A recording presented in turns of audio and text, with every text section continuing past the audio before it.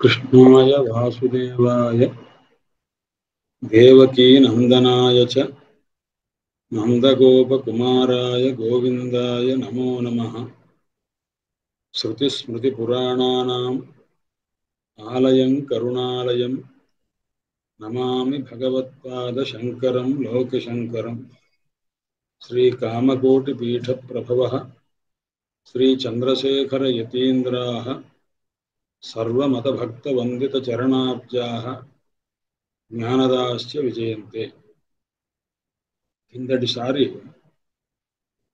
వేదాంతసార గ్రంథంలో అనుబంధ చతుష్టయము అని అంటే ప్రతి శాస్త్రమునకు కూడా తర్కశాస్త్రం కానీ, మీమాంసా శాస్త్రం కానీ, వ్యాకరణ శాస్త్రం కానీ, వేదాంత శాస్త్రం కానీ ఏదైనా ఒక శాస్త్రం ఉన్నది అంటే ఆ శాస్త్రములో అనుబంధ చతుష్టయము అని ఉంటుంది.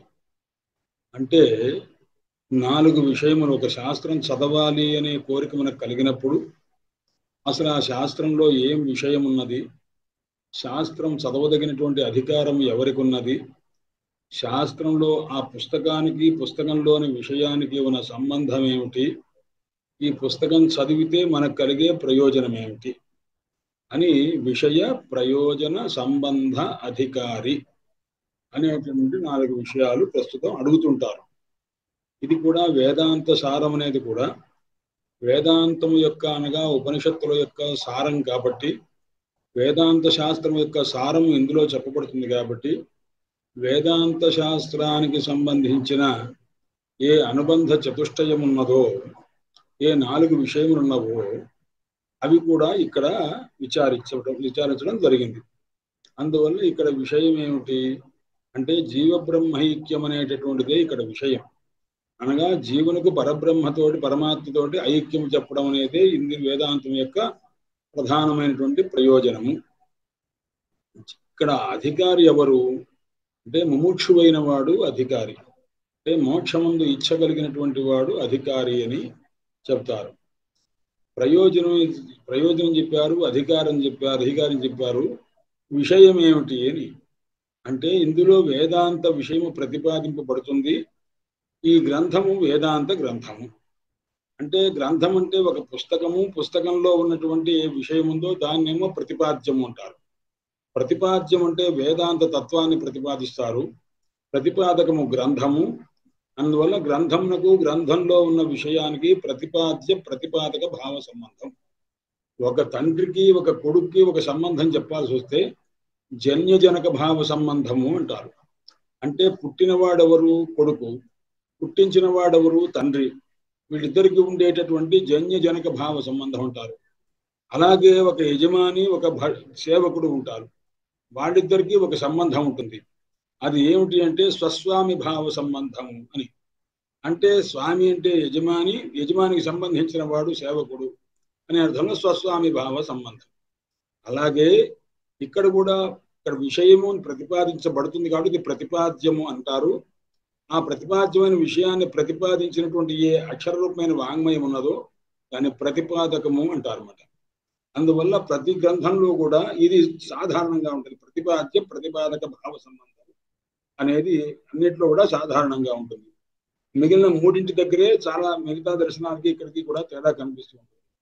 అందువల్ల ఇక్కడ అధికారి చెప్పారు, ప్రయోజనం చెప్పారు, సంబంధము చెప్పారు. విషయ ప్రయోజన సంబంధ అధికారి. విషయం ఏం చెప్పారు? జీవబ్రహ్మైక్యం విషయము. ఇక్కడ ఏమిటి అంటే ప్రయోజనం ఏమిటంటే మోక్షం పొందడం అనేటటువంటిదే ఇక్కడ ఉన్న ప్రయోజనము అని. సామాన్యంగా వేదాంత శాస్త్రములకు ఇతర శాస్త్రముల కంటే తేడా ఎక్కడ తీసుకుంటారంటే, ఎక్కడైనా లోకంలో ఏ శాస్త్రం దగ్గర తీసుకున్నా విషయం వేరే ఉంటుంది, ప్రయోజనం వేరే ఉంటుందండి. వేదాంత శాస్త్రంలో అలా ఉండదు. ఏదైతే విషయమో అదే ప్రయోజనము, ఏది ప్రయోజనమో అదే సబ్జెక్టు కూడా. ఇక్కడ ఉన్న విశేషం అది. ఇప్పుడు ఉదాహరణకి వైద్య శాస్త్రం తీసుకోండి, దీంట్లో ఏమిటయ్యా విషయము అన్నారు అంటే రోగ నివృత్తి అనేటువంటిది విషయం. అంటే వైద్యం చేస్తే రోగ నివృత్తి అవుతుంది అని. మనకు ఉన్నటువంటి అసలు ఉన్నది ఏమిటయ్యా అంటే రోగం విషయం. ఆ రోగాన్ని పోగొట్టడం అనేటువంటి ప్రయోజనం, రోగ నివృత్తే ప్రయోజనం. వైద్య శాస్త్రం ఉన్న ప్రయోజనం అంటే రోగం పోగొట్టబడటం. అంటే చూసారా, వీటిలో ఏమిటంటే సామాన్యంగా ఉన్న విషయం వేరే, ప్రయోజనం వేరే. విషయము ప్రయోజనము ఒకటై ఉంటుంది వేదాంత శాస్త్రంలో. జీవ బ్రహ్మైక్యమే ఇక్కడ విషయం, జీవ బ్రహ్మైక్యమే ప్రయోజనం కూడా. అంటే ఈ విషయమంతా చదివితే కలిగే ప్రయోజనం కూడా అదే అవుతుంది అనమాట. ఇక్కడ ఉన్న విషయం అది. మిగతా శాస్త్రంలో అలా కాదు. ఒక పదార్థ తత్వ జ్ఞానం కలగాలి, జ్ఞానం కలిగితే మోక్షం కలుగుతుంది అని వేరే వేరే విషయం వేరే ఉంటుంది. మనం లౌకిక ఉదాహరణ ఒకటి చెప్తాను మీకు. మనం ఆకలి అనేటువంటిది విషయం. అయితే భోజనం చేస్తే ఏమైందండి, తృప్తి అనేటువంటిది కలిగిందంటే తృప్తి నివృత్తి, ఆకలి పోవటం అనేటువంటిది. ప్రయోజనం ఏమిటి, భోజనం అనేటువంటిది ఆకలి వస్తే మనం చేసేది భోజనం చేస్తాం. విషయం ఏది అంటే భోజనం విషయం. భోజనం విషయం అయితే ప్రయోజనం ఏమిటి, భోజనం చేస్తే ప్రయోజనం ఏమిటి, ఆకలి పోవటం. భోజనం వేరు, ఆకలి పోవటం వేరు, వేరే వేరే ఉంటాయి అన్నమాట. అలాగే వైద్యం, మందు తీసుకుంటే ఏమవుతుంది, రోగ నివృత్తి అనేటువంటి ప్రయోజనం. విషయం ఏమిటి, రోగం అనేటటువంటిది ఏదైతే ఉందో అది మనకు ప్రస్తుతం సమస్య ఉంది. అది పోవాలంటే ఏముంది, వైద్యం వల్ల తీర్చేస్తున్నాం. అప్పుడు దానివల్ల ఏమవుతుంది, రోగ నివృత్తి అవుతున్నాం. కాబట్టి ఔషధ పానం చేస్తే అంటే మందు మనం పుచ్చుకుంటే రోగ నివృత్తి అవుతుంది. రోగ నివృత్తి ప్రయోజనము ఔషధ పానం, అంటే మందు తీసుకునట అనేటటువంటి విషయం. అంటే విషయము ఔషధపానమైంది, ప్రయోజనము రోగ నివృత్తి అయింది. ఆ రకంగా ఇక్కడ చూసిన మీకు ఏదైనా ఒక పని చేస్తే ఇలా చదువుకుంటే ఏమొస్తుంది, ఉద్యోగం వస్తుంది. ఉద్యోగం వస్తే ఏమవుతుందంటే మనం జీవితకాలం సుఖంగా బతకచ్చు అంటారు. అంటే ఇక్కడ విషయం ఏమిటి, ఉద్యోగ ప్రాప్తి. దీనివల్ల అంటే జీవితకాలం సుఖంలో ఏదో ఒకటి చెప్తారు. అంటే విషయం వేరే ఉంటుంది, దానివల్ల కలిగే ప్రయోజనం వేరే ఉంటుంది. ఈ ప్రపంచంలో ఎక్కడైనా ఇలా ఇలా మనం వేరువేరుగా చూపిస్తాం. కానీ వేదాంత శాస్త్రంలో అలా కాదు. వేదాంత శాస్త్రంలో ఏమిటంటే ఇక్కడ ప్రయోజనం ఏమిటయ్యా అంటే జీవన్ముక్తి కలగడం, అంటే జీవ బ్రహ్మైక్యం కలగడమే ప్రయోజనం. ఇందులో విషయం ఏమిటి, వేదాంతంలో విషయం ఏమిటి, జీవ బ్రహ్మైక్య ప్రతిపాదకమైన విషయమే ఉంటుంది. విషయము అదే, విషయం వల్ల కలిగే ప్రయోజనము అదే అనమాట. ఇది ఒక్కటి వేదాంతంలో విశేషమైనటువంటి విషయంగా చెప్తుంటాం. అస్తు, కిందటిసారి మనం అధికారి ఎవరు అనేదాకా మనం చెప్పుకోవడం జరిగిందండి. ఇందులో ఉన్నటువంటి విషయం ఏమిటి అంటే చెప్తున్నారు జీవ బ్రహ్మైక్యం, ఇక్కడ విషయము అని అన్నారన్నమాట. అందువల్ల ఈ జీవ బ్రహ్మైక్యం అనేటటువంటిదే ఈ వేదాంత సారంలో, వేదాంత శాస్త్రంలో చెప్పబడేటటువంటిది. ప్రయోజనం కూడా జీవ బ్రహ్మైక్య జ్ఞానం వల్ల మోక్షం అంటే జీవ బ్రహ్మైక్య స్థితే కలగటం అనమాట. అయితే సంబంధం ఏమిటి అన్నారు, ఇంతకుముందు మనం చెప్పుకున్నట్టుగా ప్రతిపాద్య ప్రతిపాదక భావ సంబంధము అని ఈ విధంగా చెప్పారు. అయితే ఇక్కడ అధికారి ఎవరయ్యా అని ఒక విచారం చేసినట్లయితే, ఎవరైతే బ్రహ్మ జిజ్ఞాసు అయి ఉంటాడు, అంటే మోక్షాన్ని పొందాలి, ముముక్షు అంటుంటారు అన్నమాట. మోక్షము అంటే అర్థం ఏమిటి అన్నాడు. అనిత్యమైన పదార్థం కంటే వేరు చేసి నిత్యమైన పరమాత్మ స్వరూపాన్ని తెలుసుకోవడం అయితే ఉందో అది మోక్షము అంటుంటారు. ఆ మోక్షం నుండి ఎవరికైతే ఇచ్చ ఉన్నదో దాన్ని ఏమంటారంటే దాన్ని ముముక్ష అంటారు. ఆ ముముక్ష అనేది కలిగిన వాడిని ముముక్షు అంటారు అన్నమాట. వాడు ఇక్కడ అధికారి, అటువంటి వ్యక్తి అనమాట. అంటే ఈ ప్రపంచం నుండి కూడాను మరలి తన మనస్సును మార్చుకొని పరమాత్మ యందు లగ్నం చేసుకోవడం అయితే ఉందో దానికి తగినటువంటి వైరాగ్యం పొందినటువంటి వాడు ఎవరైతే ఉందో దాన్ని మోక్షము అంటారు. పరమాత్మ పొందటం మోక్షం. అంటే జీవులకు జీవభావం పోయి పరమాత్మ భావం లభించటమే ఇక్కడ మోక్షం అనే దానికి అర్థం. ఈ మోక్షమునకు మోక్షమందు ఇచ్చ కలగాలి. తీవ్రమైన వైరాగ్యం కలిగిన తర్వాత మోక్షమందు ఇచ్చ కలుగుతుంది. ఆ ఇచ్చనేమంటారు అంటే ముముక్ష, అంటే మోక్ష విషయక ఇచ్చ అని అర్థం అన్నమాట. ఆ ముముక్ష కలిగినటువంటి వాడు ఎవరైతే ఉన్నారో ఆ వ్యక్తిని ఏమంటారు అంటే ముముక్షువు అని అంటారు అన్నమాట. ఆ ముముక్షు అయినటువంటి వాడు ఇక్కడ వేదాంత విద్యకు అధికారి అయినటువంటి వాడు అన్నమాట. ఎందుకంటే అతను సామాన్యంగా ఒక వేదాంత విచారం చెయ్యాలంటే వాడు వేదంతా అధ్యయనం చేసి యజ్ఞయాగాదులు చేసి అదంతా దానివల్ల విరక్తి కలిగినటువంటి వాడు ఎవరైతే ఉంటాడో అటువంటి వాడు అధికారం చెప్తారు వేదాంత శాస్త్రంలో. అయితే ఇప్పుడు ఎవరైతే వేదాంతం చదువుతున్నారో వాళ్ళందరూ కూడాను వేదాధ్యయనం చేసి యజ్ఞయాగాదులు చేసి తర్వాత చిత్తశుద్ధి కలిగేలా చేసిన వాడు కాదు కదా అన్నారు. దానికి కూడా చెప్తారు, ఈ జన్మలో చేయకపోయినా పూర్వజన్మలో చేసినటువంటి యజ్ఞయాగాది కృతముల వల్ల చిత్తశుద్ధి కలిగి ఈ జన్మలో మోక్ష కలిగింది అనుకోండి, అటువంటి వాడు కూడా ఇక్కడ అధికారి అన్నమాట. కాబట్టి ప్రతి వాడు కూడాను ఇప్పుడు ఈ జన్మలోనే వేదం చదువుకోవాలి, ఈ జన్మలోనే యజ్ఞయాగాది కృతములు చేసి దానివల్ల చిత్తశుద్ధి కలిగి ఉండాలని లేదు. జన్మాంతరాములందు అనుష్ఠానం చేసినటువంటి ఏ కర్మలు ఏవైతే ఉన్నాయో ఆ కర్మజన్యమైనటువంటి దాని వల్ల చిత్తశుద్ధి కలిగి ఈ జన్మలో కూడా మనం మోక్ష విచారం చేయడానికి అవకాశం ఉంది. ఇది స్పష్టంగా చెప్తున్నారు అన్నమాట. అందుచేత అటువంటి వాడు జన్మని జన్మాంతరేవ, ఈ జన్మలో కానీ పూర్వజన్మలో కానీ వాడు శాస్త్రీయంగా వేదాధ్యయనం చేసి చిత్తశుద్ధి కలిగినటువంటి వాడు ఎవరికి ఉన్నాడో వాడు పూర్వజన్మలో చేసి ఇదంతా ఉండవచ్చు. ఈ జన్మలో చిత్తశుద్ధి కలిగి వైరాగ్యం కలిగి మోక్ష విషయమైనటువంటి ఇచ్ఛ అంటే ముముక్ష మోక్షం పొందాలనేటువంటి స్థితి కలిగిన వాడు ఎవరికి ఉంటాడో అటువంటి వ్యక్తి ఇక్కడ అధికారం కలిగినటువంటి వాడు అని కూడా చెప్తున్నారు అన్నమాట. అందుచేత అయితే ఇక్కడ కామ్యం ఎటువంటి కర్మలు చేస్తున్నారు అంటే నిత్య కర్మల, నైమిత్తిక కర్మల, కామ్య కర్మల అని పెద్ద విచారం చేస్తున్నారు. అయితే కామ్యకర్మలను ఇక్కడ ఇటువంటివి కాదండి, ప్రధానం కాదు. కామ్యకర్మలు కానీ నిషిద్ధ కర్మలు కానీ ఇవన్నీ కూడా కాదు. అది ఎప్పుడైనా సరే నిత్య కర్మలు చేసిన దాని వల్ల ఆ చిత్తశుద్ధి ఏదైతే కలిగిందో ఆ శుద్ధి కలిగినటువంటి వ్యక్తికి మాత్రమే ఇక్కడ వేదాంత శాస్త్రంలో అధికారం ఉన్నది విషయం చెప్పారు. అయితే ఈ సందర్భంలోనే చెబుతూ ఈ విధంగా 4 అంతకుముందు కూడా మనం చెప్పుకొని ఉన్నాము. నిత్యానిత్య వస్తు వివేకము, ఇహ అమత్ర అర్థ ఫలభోగ విరాగము, సమాధి సాధన సంపత్తు, ముముక్షత్వము, ఈ 4 కలిగినటువంటి వ్యక్తి ఎవరైతే ఉన్నారో అటువంటి వానికి వేదాంత శాస్త్రములకు అధికారి ఉంటారు అని చెప్పారు. ఈ తర్వాత ఇక్కడి నుంచి ప్రారంభం చేసి అయం అధికారి, ఈ అధికారి ఎటువంటి వాడు అన్నాడు అంటే ఇలా అధికారం శాస్త్రమందు అధికారం కలిగి మోక్షేచ్ఛ కలిగి ఉంటారో అటువంటి వ్యక్తి ఎలా ఉంటాడు అంటే వైరాగ్యం కలిగి ఉంటాడు. మొత్తం నిత్యానిత్య వస్తు వివేకము, ఇహాముత్రార్థ ఫలభోగ విరాగం అని అన్నాం. ఇహలోకంలో ఉండే ఫలముల మీద, పరలోకంలో ఉండే ఫలముల మీద కూడా వైరాగ్యం అంటే ఉందో అటువంటి వాడు అన్నమాట. ఇక్కడ శాస్త్రం చదువుకోవడానికి అధికారి అని అన్నారు. అంటే అయం అధికారి, ఈ అధికారి ఏం చేస్తాడు అంటే ఈ జననమరణాత్మకమైనటువంటి ఏ సంసారం ఉందో ఆ సంసారం అనేది ఒక అగ్నిలాగా తప్పింపజేస్తుంటుంది అన్నమాట. ఎంతసేపు పునరపి జననం, పునరపి మరణం, పునరపి జనని జఠరే శయనం, ఏ సంసారే బహుదుస్తారే కృపయాపారే పాహి మురారే ఎప్పుడు పంజరికా స్తోత్రంలో చెప్పినట్టుగా అందుకోసమని ఊరికే పుడుతూ పోవడం, మళ్ళా పోయిన వాడు మళ్ళా పుట్టడం, ఈ రకమైనటువంటి ఈ ప్రవాహంలో పడిపోవడమైనా దీని నుంచి ఎలా బయటపడతాము అని ఒక నిప్పులో పడినటువంటి వాడికి ఈ ఈ తాపంలో నుంచి ఎలా బయటపడతామా అని ఏ విధంగా ప్రయత్నం చేస్తూ ఉంటాడో, ఎలా బ్రహ్మాండంగా చాలా ఆవేదనతో ఉంటాడో ఆ రకమైనటువంటి ఉద్వేగం కలిగి సంసారం మీద ఉద్వేగం అంటే ఒక రకమైనటువంటి ఆ త్యాగ భావన, ఇది ఉండకూడదు దీనిలో ఉండకూడదు. అలాంటి వాడి అతను ఏం చేస్తాడు, బాగా నిప్పులో పడ్డవాడు ఇప్పుడు ఎక్కడన్నా సరే వెంటనే బయటపడి ఏదన్నా మంచి నీళ్లు ఉన్నట్టయితే ఆ నీళ్ళలో మనకు దూకితే ఈ తాపం అంతా మనకు పోతుంది.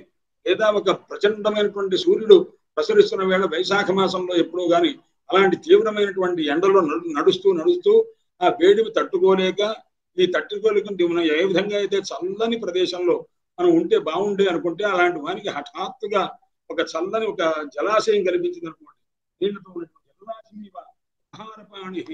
ఒక చక్కటి మంచి నీళ్లు కలిపితే నీళ్లుగా కనిపిస్తే ఏ విధంగా దాంట్లో దూకి తన యొక్క తాపాన్నంతటిని ఏ విధంగా అయితే తీర్చుకుంటాడో అలాగే మోక్షేచ్ఛ కలిగినటువంటి వ్యక్తి సంసారం ఆసక్తిని విడిచి మోక్షం పొందాలనేటువంటి ఒక తపన కలిగినటువంటి వ్యక్తి ఏం చేస్తాడయ్యా అంటే చేతిలో ఏదో కొద్దిగా ఉపహారం అంటే ఆ పవిత్రమైనటువంటి దర్భలవి తీసుకుని గురువు గారి దగ్గరికి వెళ్ళి నమస్కారం చేసి అయ్యా నాకు ఈ సంసార వైరాగ్యం కలిగి నేను ఏ విధంగా మోక్షాన్ని పొందుతాను ఆ మార్గాన్ని చూపించండి అని ప్రార్థన చేస్తాడట.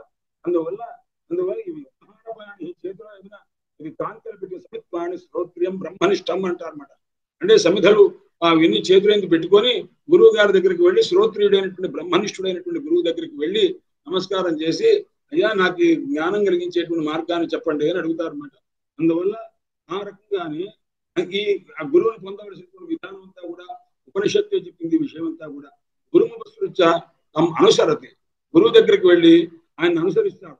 అనుసరించి ఎప్పుడైతే ఆయన హిందూ భక్తునికి ఎప్పుడైతే ప్రకటించే రకంగా ఉన్నాడో ఆ గురువు కూడా మహాకృపాడు అయి ఉంటాడు.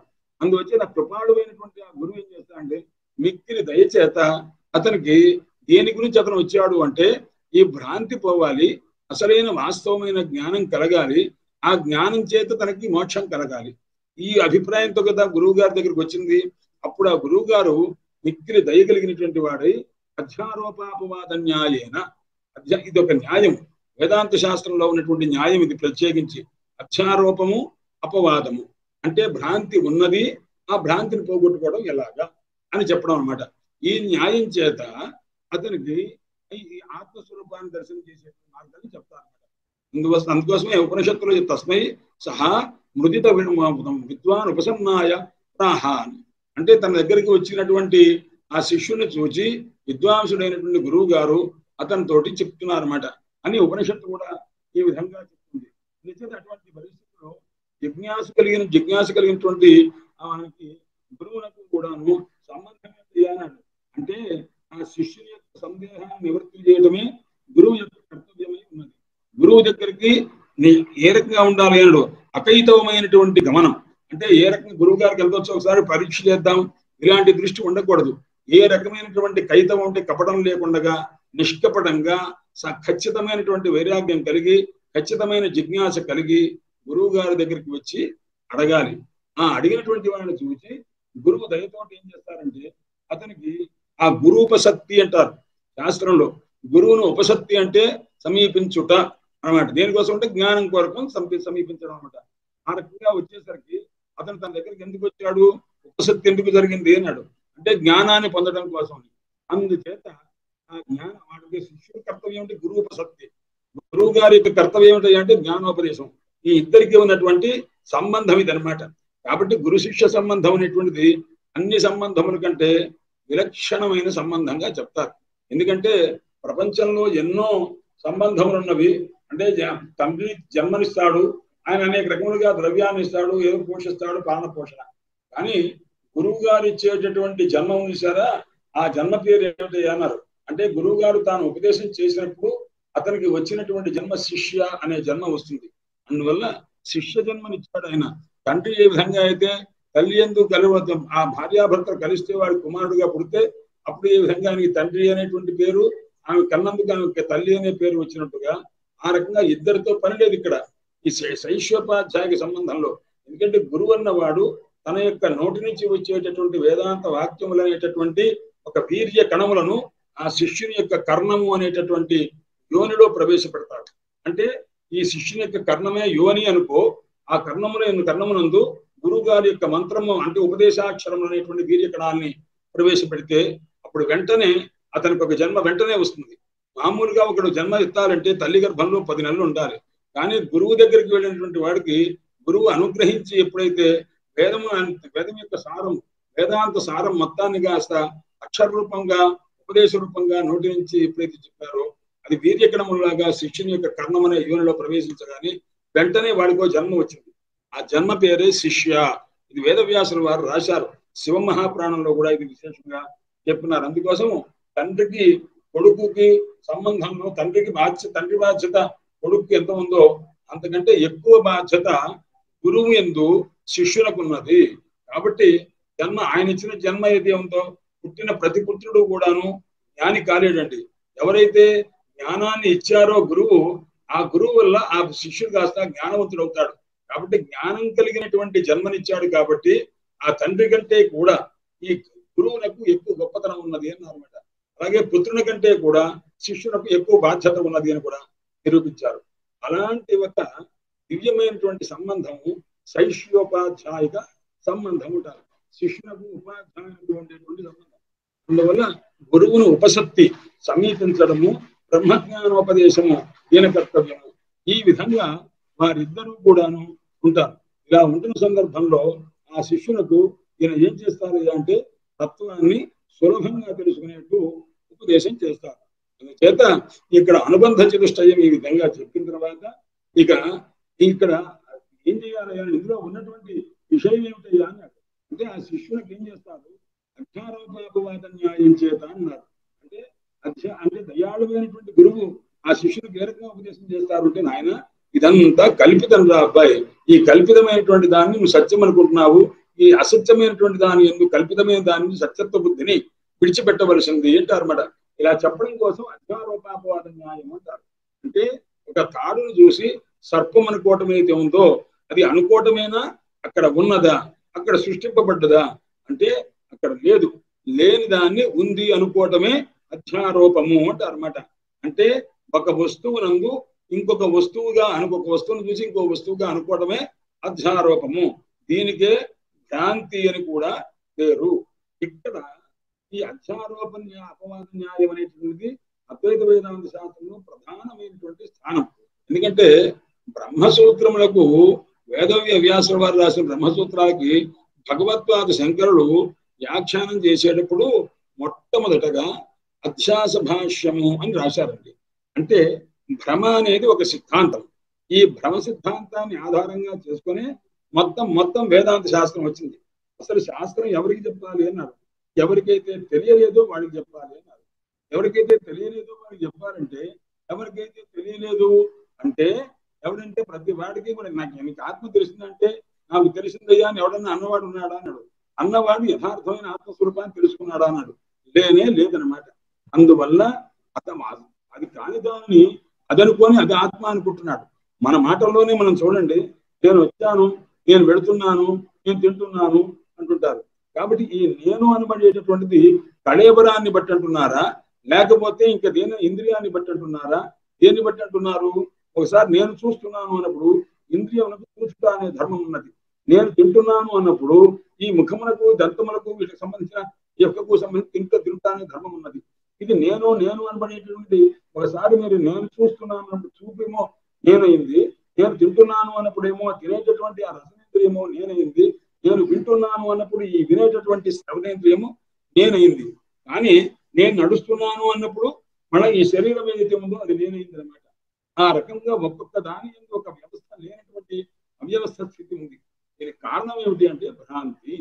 ఈ భ్రాంతిని పోగొట్టగలందులకి ఈ వేదాంత శాస్త్రం అనేది వచ్చింది అని తెలుసుకోవాలి. ఆ తర్వాత ఇక్కడ చెప్తున్నారు, ఇది ఏమిటి అధ్యారోపాపవాద న్యాయం అంటే ముందు అధ్యారోపం అంటే తెలుసుకుందాము, తర్వాత అపవాదం అంటే తెలుసుకుందాం.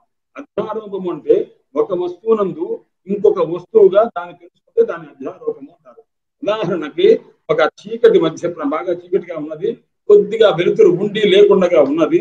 అక్కడ ఆ మార్గంలో ఒక పొడవుగా ఒక తాడు పడున్నది. అది కొద్దిగా ఎలా వక్రాకారంగా ఉందంటే వంకరగా పడున్నది. ఆ పడి ఉన్నటువంటి దాన్ని చూసి ఇప్పుడు ఏమనుకున్నాడు, దూరంగా ఒకడు భ్రమ కలిగి దాన్ని కాస్త గాలిలో కొద్దిగా కదులుతున్నట్టుగా అనిపించిందో ఏదో మొత్తం అనిపించి ఇది సర్పం అయ్యా అని అనుకున్నాడు అనమాట. ఇది వస్తుత సర్పం అవునా కాదా అంటే సర్పం కాదు, అది అయం సర్ప అని ముందు భ్రాంతి కలిగింది. దీన్ని అధ్యారోప అంటారు. అతస్మము సద్బుద్ధి అంటారు అనమాట. అధ్యారోపం ఏమిటంటే అది కాని దాని యందు అది అని అనుకోవటమే అధ్యారోపము. అది కాని దాని యందు అంటే సర్పము కానట్టి రజ్జువునందు సర్పం అనుకోవటం అనేటువంటి ఉందో ఇది అధ్యారోపము అంటారన్నమాట. అలాగే ఇది మనం కేవలం బాహ్య దృష్టాంతంలో చెప్పేటప్పుడు ఆ రకంగానే ఆత్మయందు ఇది ఎక్కడ కల్పించబడింది, భ్రమ అనేటువంటిది ఎక్కడ కల్పించబడడానికి కారణం కూడా చూడండి. భ్రమ అనేటువంటిది ఎక్కడ కల్పించబడింది అని రజ్జువునందు, రజ్జువు అంటే సంస్కృతంలో రజ్జు శబ్దములకు తెలుగులో త్రాడు అని అర్థం అనమాట. త్రాడునే చూసి కదా మనం పాము అనుకున్నది. ఇక్కడ ఆధారం ఏది? పాము అని భ్రమపడటానికి ఆధారమైన వస్తువు ఏది అంటే తాడు అనమాట. అధిష్టానము అంటారు దాన్ని. సంస్కృతంలో ఒక లాంగ్వేజ్ సాంకేతికమైనటువంటి ప్రయోగం ఏం చేస్తారంటే అధిష్టానము, ఆధారము. ఆధారమునందు దేన్నైతే ఆరోపిస్తున్నామో అది అధ్యాస అని దాన్ని తెలుసుకోవాలన్నమాట. అది లేని దాని కాని దాని ఎందు అది అనుకోవటం అయితే ఉందో ఇక్కడ దీన్ని అధ్యాస అన్నారు. ఈ అధ్యాస అనేటటువంటిది, ఈ అధ్యారోపం అనేది పోవాలంటే దానికి అపవాదం ఉంటుంది. అంటే యథార్థ జ్ఞానం చేత దాన్ని పోగొట్టుకోవచ్చు అని చెప్తారు అనమాట. సర్పము కానట్టి రజ్జువునందు సర్పారోపం ఏ విధంగా అయితే మనం చేస్తున్నామో అంటే ఒక వస్తువును యథార్థ వస్తువు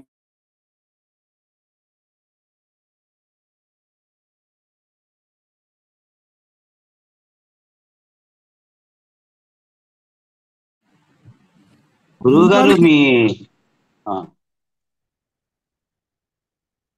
అన్మ్యూట్ చేసుకోండి గురువుగారు. గురువుగారు గురువుగారు ఆగిందా? అట్లాగా 10-20 సెకండ్లు పోయింది, మళ్ళీ చెప్పగలిస్తే.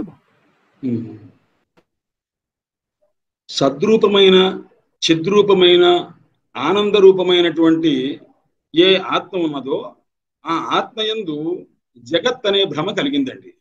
ఇంతకు ముందు మనం ఏం చెప్పుకున్నాము, ఒక త్రాడునందు మనం సర్పము అనేటటువంటి భ్రాంతి ఏ విధంగా అయితే కలిగిందో అలాగే ఈ ప్రపంచ భ్రమ అనేటువంటి కలిగింది మనకు. దేని ఎందుకు కలిగింది అన్నాడు. ఒక భ్రమ కలగాలంటే భ్రమకు ఆధారమైన ఒక వస్తువు ఉండి తీరాలి. నిరధిష్టానక భ్రమ ఉండదు, అంటే ఆధారం లేని భ్రమ ఉండదు. నాకేదో అనుకున్నాను అని అనుకోవడానికి దేన్ని చూసి ఏమనుకున్నావు చెప్పాలి. నేను పొరపాటు పడ్డాను, నేను భ్రమపడ్డాను అంటే ఏ విషయంలో భ్రమపడ్డావు, ఏదనుకోని భ్రమపడ్డావు అంటే నువ్వు భ్రమ అనుకోవడానికి ఒక ఆధారం ఉంటుంది.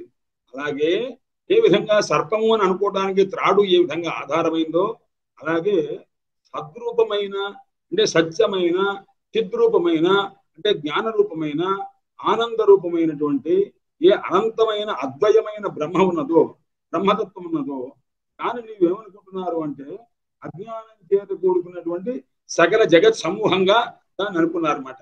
అంటే ఆత్మస్వరూపమునంటే ప్రపంచ భ్రమ కలిగింది అని చెప్పంటారు అనమాట. కాబట్టి అజ్ఞానం అంటే ఏమిటి అని విచారం చేశారు. అజ్ఞానం అంటే అది సత్యం అని చెప్పడానికి వీల్లేదు, అసత్యం అని చెప్పడానికి కూడా వీల్లేదు. దాన్ని అనిర్వచనీయము అంటారండి. సదసత్యాం నిర్వక్తం అసత్యం అంటారు. అంటే సత్యం అని చెప్పడానికి వీల్లేదు, అంటే సత్యమైతే అది బాధింపబడదు, అది నశించదు.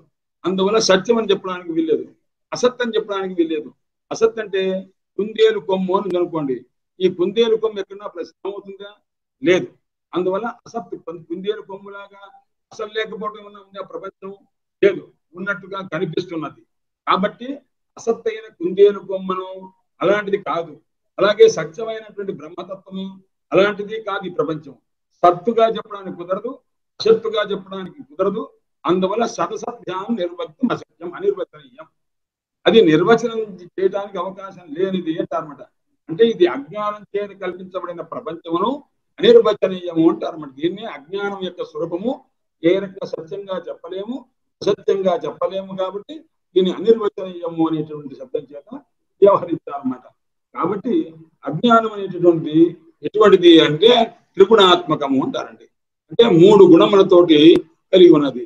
ఎందుకంటే అజాం ఏకాం లోహిత శుక్ల కృష్ణం అని వేదం చెప్తున్నటువంటి మాట. అజాం అంటే దానికి పుట్టుక లేదు అని అంటారు. ఒక రకంగా ఎలా పుట్టిందయ్యా అజ్ఞానం అనేటువంటి, అజ్ఞానానికి పుట్టుక లేదు. అలాగే ఏకాం ఎన్ని రకాలుగా ఉందయ్యా అజ్ఞానము అని అన్నారు. ఒక్కటేనండి, దానికి అనేక రకములు లేనే లేదు. అవిద్య అనేటువంటి అజ్ఞానం అనేది రెండు పర్యాయ పదాలుగా తీసుకొని అవిద్య అనేటువంటి అజ్ఞానం అనేటువంటి ఒకటి ఉన్నది. అది దానికి అజాం ఏకాం. అది ఎటువంటిది? లోహిత శుక్ల కృష్ణం. ఎరుపుగా ఉంటుంది, తెలుపుగా ఉంటుంది, నలుపుగా ఉంటుంది అన్నారు. అంటే మనకు గుణములు సత్వగుణము, రజోగుణము, తమో గుణము. సత్వగుణము అంటే తెలుపు కింద, రజోగుణము అంటే ఎరుపు కింద, తమో గుణము అంటే నలుపు కింద అని చెప్తారన్నమాట. కాబట్టి ఈ అవిద్య లేక అజ్ఞానం అనేటువంటి దానికి గుణములు మూడు ఉన్నవి. ఈ సత్వగుణంతో కూడుకున్నటువంటి అజ్ఞానము, రజోగుణంతో కూడుకున్నటువంటి అజ్ఞానము, తమో గుణంతో కూడుకున్నటువంటి అజ్ఞానము అని ఈ రకంగా మూడు రకాలుగా చెప్తారన్నమాట. అందుచేత అనిర్వచనీయం త్రిగుణాత్మకం అంటారు. అజ్ఞానం త్రిగుణాత్మకం, మూడు గుణములతో కూడుకుంటుంది అనమాట. అది ఎటువంటిది? ఏం చేస్తుంది ఈ అజ్ఞానము? జ్ఞాన విరోధి. అజ్ఞానం అని ఎప్పుడైతే అన్నారో మీరు చీకటితోనే పోల్చుకోవాలి దీన్ని. ఈ చీకటిని పోగొట్టడానికి ఏముండాలి అంటే వెలుతురు ఉండాలి. వెలుతురు అంటే ఏమిటి? జ్ఞానం అనమాట. ఆ జ్ఞానానికి విరోధి ఈ చీకటి అనబడేటటువంటి అజ్ఞానం అనమాట. అది జ్ఞాన విరోధి. అయితే ఇది అజ్ఞానం అజ్ఞానం అంటున్నారు కదా. అజ్ఞానం అంటే ఏమిటండి? అది ఏ స్వరూపము అన్నారు. జ్ఞానము లేకపోవటం అన్నారు. జ్ఞానం లేకపోవటం కాదు, అది లేకపోవటం అంటే అభావం అని అంటారు అనమాట. అభావంలో చేరదు. ఇది ఒక భావరూపమైనదే అజ్ఞానం. ఎందుకంటే ప్రపంచం ఉందిగా, ఈ ప్రపంచం అనేది తెలుస్తూనే ఉంది కదండి, లేనిది కాదుగా, ఉన్నట్టుగా తెలుస్తున్నదిగా. అందువల్ల ఈ ప్రపంచమునకు కారణమైనటువంటి ఏ అజ్ఞానం ఉన్నదో ఆ అజ్ఞానము అభావ రూపం కాదు, జ్ఞానం యొక్క లేకపోవటం అనేది కాదు. అది ఏమిటయ్యా అంటే అజ్ఞానం అనేది ఒక భావరూపమైనటువంటి పదార్థము, అది ప్రపంచ భ్రమను కలిగించేది అని చెప్పి, అది ఎలా పోతుందయ్యా ఈ భావరూపమైన అజ్ఞానం ఎలా పోతుందయ్యా అన్నాడు. జ్ఞానం అజ్ఞానస్య నివర్తకం అంటారు. జ్ఞానం చేతనే అజ్ఞానం అనేది పోతుంది. ఏ విధంగా తేజస్సు చేతనే చీకటి పోతుందో, అంటే వెలుతురు చేతనే ఏ విధంగా చీకటి పోతుందో, అదే రీతిగా జ్ఞానం చేతనే అజ్ఞానం పోతుంది. అజ్ఞానం అంటూ పోయిందనుకోండి, అజ్ఞానం వల్ల వచ్చిన ప్రపంచం కూడా పోతుందండి. అంటే అజ్ఞానం చేతనే ఈ ప్రపంచం భ్రమ కలగడానికి కారణం ఏంటంటే అజ్ఞానం ఉంది. అందువల్ల ఎప్పుడైతే మీరు జ్ఞానం చేత అజ్ఞానాన్ని పోగొట్టారో అజ్ఞానం కార్యమైనటువంటి ప్రపంచం కూడా పోతుంది. అజ్ఞానం వల్లనే ప్రపంచ భ్రమ కలిగింది మనకు. అజ్ఞానం చేతనే త్రాడును చూసి సర్పం అనుకున్నాడు, అజ్ఞానం చేతనే ఆత్మ చైతన్యాన్ని కాస్త ప్రపంచం అనుకున్నాడు. అందుకోసం ఇదంతా కూడా భ్రమ చేత వచ్చింది కాబట్టి, ఈ భ్రమ అనేటువంటిది అజ్ఞానం చేత వచ్చింది కాబట్టి, అజ్ఞానం పోతే అజ్ఞానం వల్ల ఏర్పడిన ప్రపంచ భ్రమ కూడా పోతుంది అన్నారు. దీనికి ఉదాహరణ ఒక మాట చెప్పారు అప్పయ్య దీక్షితులు వారు అని చెప్పి మహనీయులు. ఏ విధంగా అయితే ఒకనొకరికి టైఫాయిడ్ జ్వరం వచ్చింది. టైఫాయిడ్ జ్వరం వస్తే అది చాలా కాలం చాలా రోజులు ఉంటుంది కాబట్టి ఆ ఉండే సమయంలో ఈ అనారోగ్యం చేత ఆహారం తీసుకోవడానికి ఇష్టం లేదు. తీసుకోకపోతే ఒళ్ళంతా కూడా పట్టేసినట్టుగా, ఆ జ్వరం వల్ల అతని కాళ్ళు చేతులు కూడా కొంకర్లు పోయినట్టుగా అనేక రకములుగా బాధలు పడుతూ ఒక్కొక్కడు పొట్టనిప్పిలాగా అనిపించడం ఇలాంటివన్నీ పడుతుంటాడు. అంటే సన్నిపాత జ్వరం అంటారు దీని టైఫాయిడ్ జ్వరం. ఈ సన్నిపాత జ్వరానికి ఒక ఔషధం ఇస్తారు. ఆ ఇవ్వడానికి ముందు అతనికి ఏమైందంటే కాళ్ళు నొప్పులు, చేతుల నొప్పులు, తలనొప్పులు ఇవంతా కూడా వచ్చింది. వస్తే ఇప్పుడు ఏం చేశారంటే ఆ జ్వరం తగ్గడానికి వైద్యుడు మందు ఇచ్చారు. మందు ఇవ్వగానే ఏమైంది, సన్నిపాత జ్వరం కాస్త తగ్గిపోయిందండి. అంటే ఆ టైఫాయిడ్ జ్వరం తగ్గింది. టైఫాయిడ్ జ్వరం ఎప్పుడైతే తగ్గిందో, టైఫాయిడ్ జ్వరం రావటం వల్ల వచ్చిన ఈ కాళ్ళ నొప్పులు, చేతుల నొప్పులు, తలనొప్పులు, ఒళ్ళంతా కూడా కొంకర్ల పొడి ఇలాంటి అవలక్షణం లేకపోతే ఉన్నావు అవన్నీ పోతవి. ఎప్పుడైతే టైఫాయిడ్ జ్వరం తగ్గిందో ఆటోమేటిక్గా తగ్గిపోతుంది అనమాట. అలాగే ఎప్పుడైతే ఈ ఆత్మస్వరూపమైనటువంటి విధానం చెప్తారో, ఆ ప్రపంచం అనేటువంటి అజ్ఞానం అనేటువంటి జ్ఞానం చేత ఎప్పుడైతే సాక్షాత్తు అజ్ఞానం పోయిందో, దైత్యం అనేటువంటి దాని చేత సన్నిపాత జ్వరం పోయిందో, ఈ సన్నిపాత జ్వరం వల్ల ఒళ్ళు నొప్పులు, కీళ్ళ నొప్పులు మొదలైన విధంగా అయితే పోతామో, అదే రీతిగా జ్ఞానం చేత అజ్ఞానం పోతే అజ్ఞానం వల్ల వచ్చిన ప్రపంచం కూడా పోతుంది అని చెప్పారన్నమాట. అందుచేత ఇది దేని వల్ల వచ్చిందయ్యా అంటే అనిర్వచనీయమైనటువంటి అజ్ఞానం అనబడేటటువంటిది ఉన్నదో ఆ అజ్ఞానమునకు విరోధి ఎవరయ్యా అంటే జ్ఞానము. ఆ జ్ఞానం చేతనే అజ్ఞానం పోతుంది అని చెప్పారన్నమాట. కాబట్టి ఈ విధంగా చెప్పడం చేత అసలు అజ్ఞానం అనేది ఎలా వచ్చిందంటే అహమజ్ఞ, నేను అజ్ఞుడను అని చెప్పారు. ఇది భాగవత అజ్ఞానం అంటారండి. వేదాంత శాస్త్రంలో పెద్ద విచారం. అజ్ఞానం ఉంటే జ్ఞానం యొక్క లేకపోవట అంటారు. లేకపోవట కాదు, అజ్ఞానం అనేది ఉన్నది. ఎందుకంటే ప్రపంచం అనేది ఉన్నది అన్నట్లుగా, అంటే దాని ఏమిటి, అది అజ్ఞానం యొక్క ఆగ స్వరూపం, పరిణామమే కదా అదంతా కూడా ప్రపంచం అనేది. అందువల్ల అజ్ఞానం యొక్క స్వరూపమే ప్రపంచమైనప్పుడు, ప్రపంచం భావరూపంగా కనిపిస్తున్నప్పుడు అభావరూపం చెప్పడానికి వీల్లేదు. అందువల్ల అజ్ఞానము భావరూపమైనటువంటిదే, కానీ అది జ్ఞానము చేత పోవును. ఇది స్పష్టంగా తెలుసుకోవాల్సిన విషయం అన్నమాట.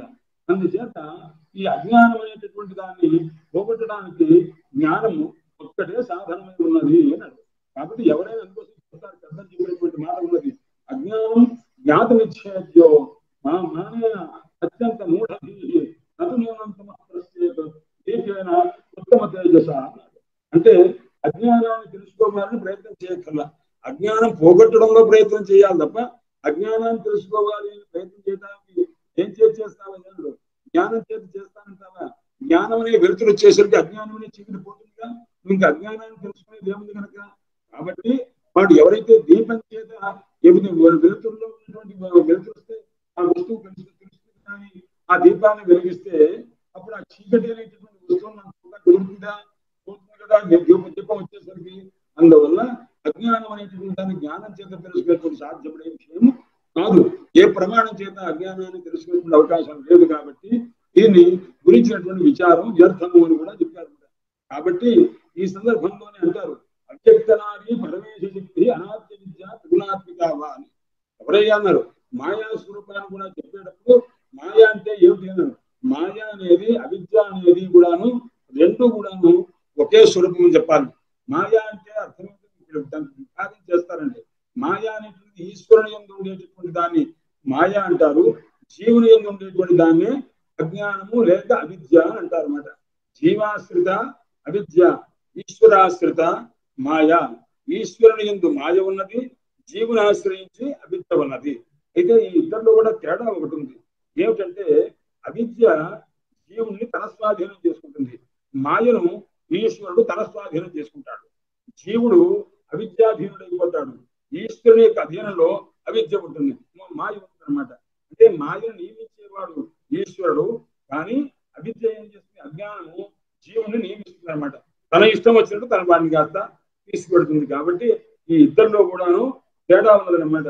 కాబట్టి ఈశ్వరాశ్రితమైనటువంటి మాయ ఈశ్వరుని యొక్క అధీనంలో ఉండి ఎవరిని ఆవరించాలనుకుంటే వాడిని ఆవరించి వాడిని భ్రాంతులు చేసేటువంటి శక్తి ఉంటుంది అనమాట. అలాగా జీవుడికి మాత్రము అజ్ఞానం చేస్తా తన స్వేచ్ఛగా ఉండి తనని వద్దనుకున్నప్పుడు పోయేటువంటిది కాదు. వాడిని ఆశ్రయించి వాడిని తన స్వాధీనంగా పూర్తిగా చేసుకుంటుంది అనమాట.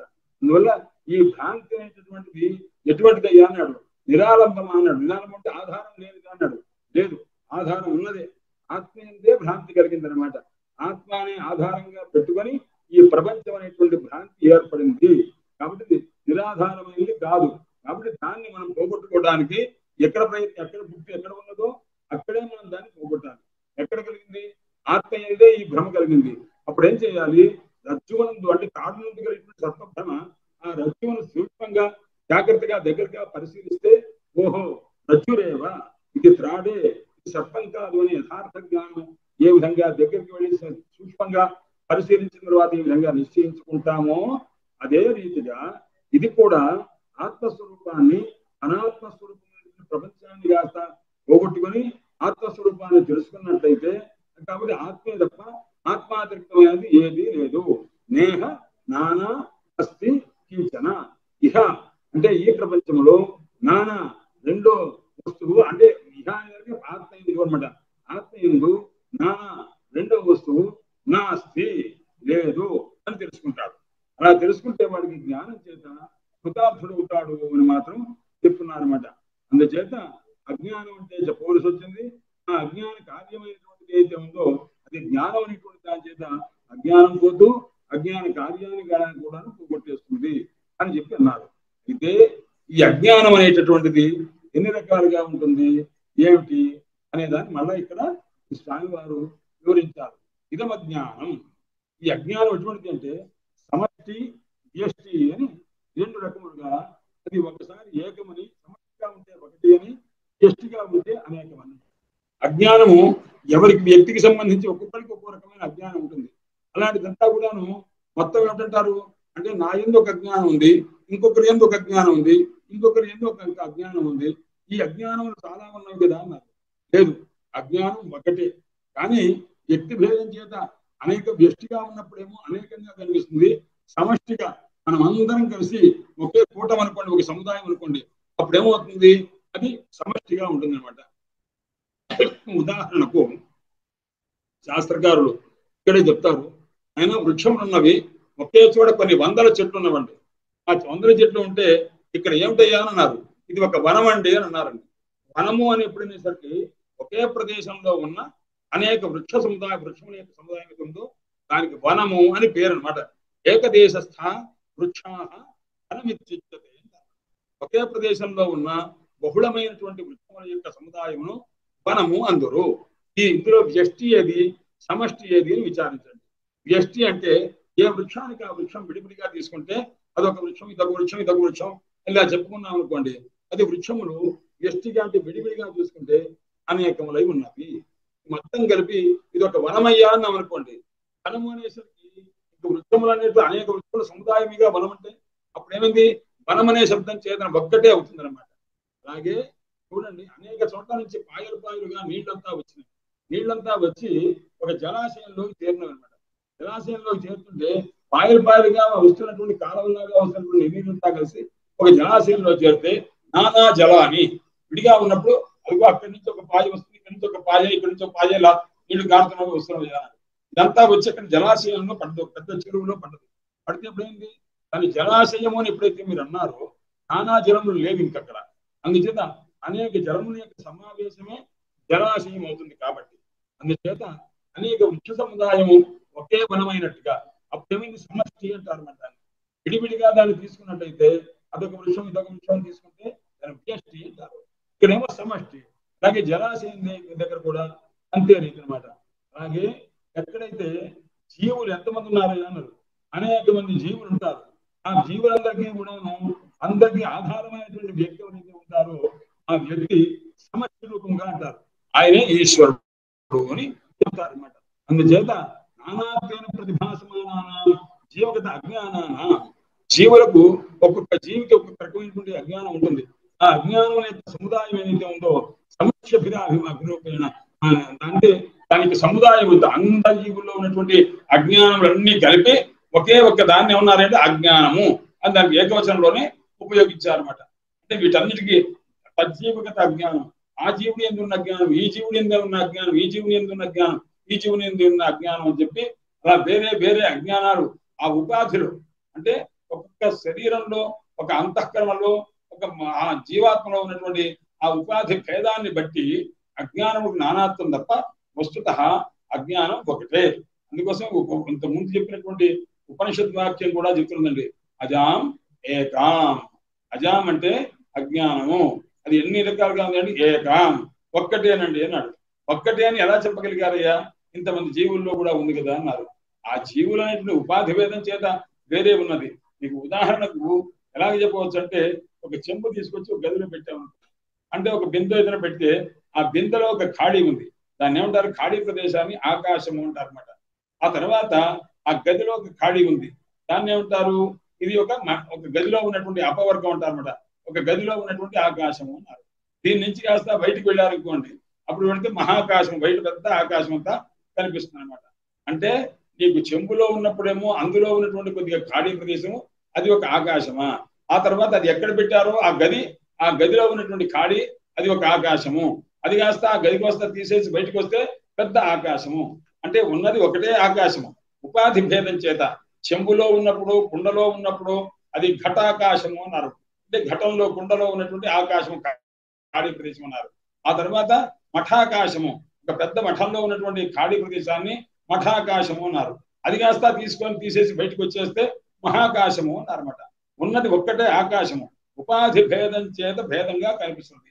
అలాగే అజ్ఞానం అనేటటువంటిది తత్తద్ ఉపాధి భేదం చేత అజ్ఞానములకు నానాత్వం ఉన్నట్లుగా ఉన్న సమష్టి రూపం చేత అజ్ఞానం అనేది ఒక్కటి.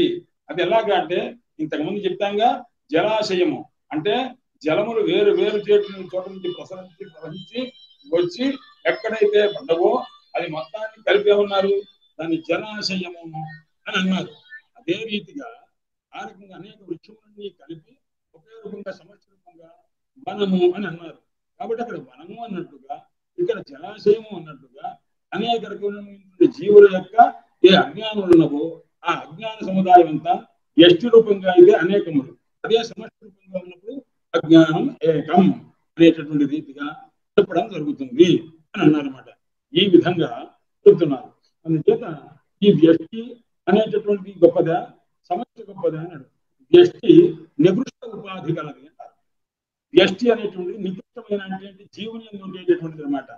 జీవులుగా అనేక మంది ఉండేది, ఆ అనేక మంది లేఖల్లో కూడా ఒక్కరికొక్కరుగా ఉంటుంది కాబట్టి అది నికృష్ట ఉపాధి అని. అదే ఈశ్వరుని ఎందు ఉండేటటువంటిది సారా, దాన్ని ఏమంటారంటే సమష్టిపాతి అంటారు అనమాట. ఆయన దగ్గర ఉండేటువంటిది అందరి యొక్క స్వరూపము కూడా ఆయన ఎందు ఆయన ఆశ్రయించి ఉంటుంది కాబట్టి అది సమష్టిపాతి. అందుకోసం ఈశ్వరుడు మాయ ఆయన చేతులు ఆయన ఆశ్రయించి ఉంటుంది అనమాట. అందుకోసం ఆయన చెప్తాను అనమాట. కాబట్టి ఆయనటువంటి వాడు సర్వజ్ఞ సర్వవిత్, ఆయన అన్ని తెలిసిన వాడు, సామాన్యంగా తెలుసు, విశేషంగా కూడా తెలుసు అనమాట. అందువల్ల అఖిల కారణం సమస్తములకు ఆయన కారణభూతమైనటువంటి స్వరూపం గలవారు. ఆయన ఎలా ఉంటారు అన్నాడు, దుఃఖ సంబంధం ఉంటుందా, లేదు, ఆనంద ప్రచుర. ఈశ్వరుడు అన్నవారు ఆనంద స్వరూపులై ఉంటారు. కాబట్టి ఆయన ఎలా ఉంటారు అన్నాడు, ఆయనకు ఉన్నటువంటి కోశము ఆనందమయ కోశము అంటారు అన్నమాట. అంటే చూడండి, మనకు తైత్తరీయోపనిషత్తులో చెప్తారు, ఆయన ప్రతివానికి కూడాను పంచకోశాత్మకమైనటువంటి స్వరూపమై ఉంటుంది. అన్నమయ కోశము, ప్రాణమయ కోశము, మనోమయ కోశము, విజ్ఞానమయ కోశము, ఆనందమయ కోశము అని. కోశము అంటే ఏమిటి అంటే ఒక సంచి అంటుంటారు మామూలుగా, ఒక వర, ఆ వరలో నుంచి ఇంకొక వర అలా లోపలికి అనమాట. అంటే ఆ రకమైనటువంటి రీతిగా ఇక్కడ ముందు ఈ శరీరం ఏదైతే ఉందో దీనికి అన్నమయ కోశము అని పేరు. అంటే అన్నమయ ప్రధానంగా జీవించేటువంటిది కాబట్టి, అంటే అన్నమే లేదనుకోండి, ఆహారం తినబడే ఆహారమే లేకపోతే ఈ శరీరం పడిపోతుంది అనమాట. కాబట్టి ఈ శరీరం ఎప్పటిదాకా ఉంటుందయ్యా అన్నాడు, అన్నం ఉన్నంత మటుకు ఉంటుంది అయ్యా అని అనమాట. ఆ తర్వాత ఇంకా ఏం చేస్తున్నాడు, ప్రాణమయ కోశం దీనికంటే గొప్పది ఏదైనా ఉంది అన్నాడు. ప్రాణమయ కోశం గొప్పదండి అన్నాడు. అన్నమయ కోశం కంటే ప్రాణమయ కోశం చాలా గొప్పది. అంటే బాహ్యమైన శరీరం గొప్పదా, లోపల ఉన్న ప్రాణం గొప్పదా అంటే లోపల ఉన్న ప్రాణమే గొప్ప. దానికోసం కావాలంటే ఈ అన్నమయ కోశంలో ఉన్న ఒక భాగాన్ని తీసేయడానికి కూడా మనం వెనకాడం. ఎందుకంటే ఏ చేతికో కాలుకో ఏ షుగర్ లాంటిదో ఏదో పెద్ద వ్యాధి వచ్చి అయ్యా ఈ కాలు తీస్తే కానీ లాభం లేదు, ఈ ప్రాణం పోగొట్టుకుంటారా కాలు తీసేయకుంటారా, కాలు తీస్తే మీరు హాయిగా సుఖంగా ఉంటారు మిగతా శరీరావయవాలతో. అంటే మనం ఏం చేస్తాము అంటే అన్నమయ కోశాన్ని విడిచిపెట్టి ప్రాణమయ కోశ రక్షణ కోసం మనం పాటుపడతాం. అప్పుడు ఏమైంది, ఈ రెండవ కోశం అయినటువంటి అన్నమయ కోశం కంటే ప్రాణమయ కోశం రెండోది ఏదైతే ఉందో దానికి ప్రాధాన్యం ఇస్తారు. ఈ ప్రాణమయ కోశం కంటే కూడా లోపల ఇంకొక కోశం ఉన్నది, అంటే ఇంకొక ఒక సంచి లాంటిది అనమాట, ఒక బ్యాగ్ అనమాట. ఇది ఒక పెద్ద బ్యాగ్ అనుకోండి, దీని లోపల ఇంతకంటే చిన్న బ్యాగ్ ఒకటి ఉంది, దాని లోపల ఇంకో సంచి ఉంది, దాని లోపల ఇంకో సంచి ఉంది, దాని లోపల ఇంకో సంచి ఉంది అని ఇలా చెప్తారనమాట. కోశము అంటే మనం డబ్బు దాచుకునేటటువంటి సంచి ఉంచారా అలాగనమాట, దాన్ని ఒక పరుసులాగా చెప్పుకుంటారు అనమాట. అందుచేత రెండవది ఏమిటి అని అన్నారు అంటే ప్రాణమయ కోశము. మూడవది ఏమిటి అన్నాడు అంటే మానమయ కోశము అంటారు, మనోమయ కోశము అంటారు. మనోమయ కోశము అంటే అది మానమయ కోశం, అభిమానం అనేది అనమాట. ఆ అభిమానం అనేది ఉంది సారా, దానికోసం దాన్ని రక్షించుకోవడం కోసం ప్రాణాలున్నా విడిచిపెట్టడానికి మనం సిద్ధంగా ఉంటాము అని అంటారు. ఎందుకంటే మానహాని కంటే మరణంబు మేలు అని చిన్నయ్య సూర్య ఉదాహరణ కూడా ఇస్తారనమాట. కాబట్టి మానం పోతుంటే అభిమానం పోతూ ఉంటే మరణించడం మంచిది అని ఒక మాట. అంటే ఏమైంది, మానహాని అంటే మరణం అంటే ఏమిటి, ప్రాణమయ కోశాన్ని పోగొట్టుకోవటం. దానికంటే గొప్పదేది అన్నాడు, మానం గొప్పదనమాట. కాబట్టి ప్రాణం కంటే కూడా గొప్పది మానం అవుతుంది. ఎందుకంటే పంచకావ్యాలు అని మీరు సంస్కృతంలో పంచకావ్యాలు పేరు వినే ఉంటారు. ఆ పంచకావ్యాల్లో మాఘకవి అని ఒక మహానుభావుడు శిశుపాల వధ అని ఒక కావ్యం రాశారు. రఘువంశము, కిరాతార్జునీయము, శిశుపాల వధ, నైషధము, కుమార సంభవము, ఇవన్నీ పంచమహాకావ్యాలు అనుకుంటారు అనమాట. ఈ పంచమహాకావ్యాల్లో ఒక కావ్యము శిశుపాల వధ అని, అంటే కృష్ణ పరమాత్మ శిశుపాలని వధ చేయటం అనే దాని కథలో విషయం. అందులో ఒక శ్లోకం రాస్తారు రావణాసురుని గురించి. అంటే శిశుపాలుడికి పూర్వజన్మ వృత్తాంతాన్ని నారదుల వారు కృష్ణ పరమాత్మకు చెప్తూ, స్వామి ఈ శిశుపాలుడు మీకు అన్ని తెలుసును, కానీ చెప్తున్నాను ఈ శిశుపాలుడు ఎవడో కాదు, పూర్వజన్మలో రావణాసురుడేనండి అన్నాడు.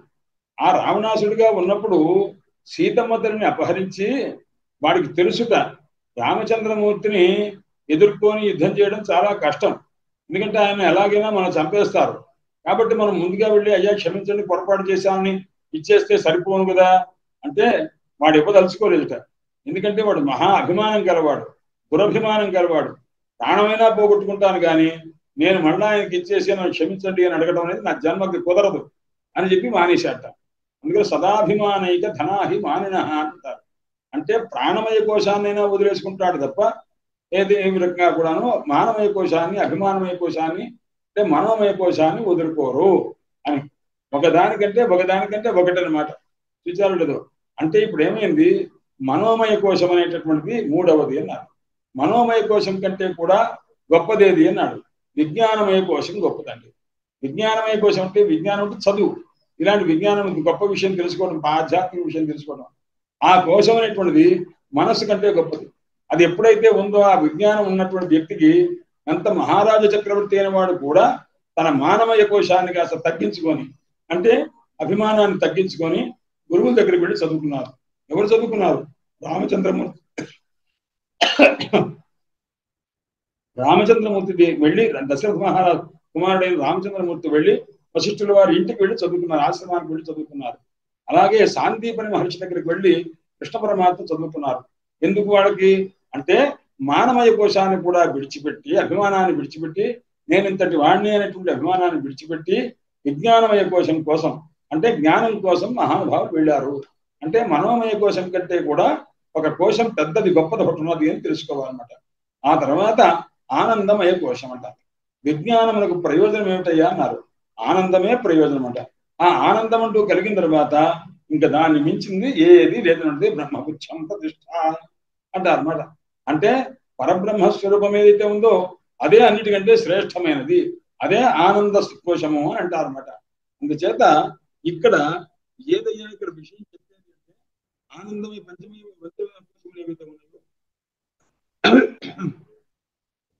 ఇక్కడ సమష్టి వ్యష్టి అనే విషయంలో నుంచి ఈ విషయం అంతా వస్తుంది అనమాట.